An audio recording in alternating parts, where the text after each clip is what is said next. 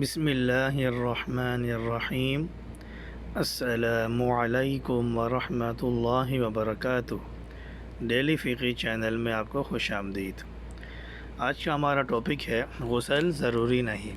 سوال: مجھے پیشاب کی نالی سے پانی کی طرح 2-3 بوندیں یا کبھی اس سے زیادہ نکل جاتی ہیں جن میں چکناہٹ بھی ہوتی ہے، کیا ایسی صورت میں بغیر نہائے یا بغیر کپڑے بدلے نماز پڑھ سکتا ہوں؟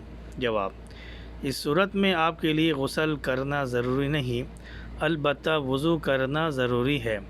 اگر اس سے ودی یا مدی نکل آئے تو اس پر وضو ہے، نیز ان قطروں کے ناپاک ہونے کی وجہ سے اگر بدن یا کپڑے پر لگ جائے تو اس جگہ کو دھونا بھی ضروری ہے۔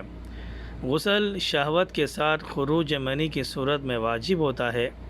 اگر آدمی نے پیشاب کیا اور اس سے منی نکل گئی تو اگر اس کا اعلی تناسل منتشر ہے تو غسل واجب ہوگا۔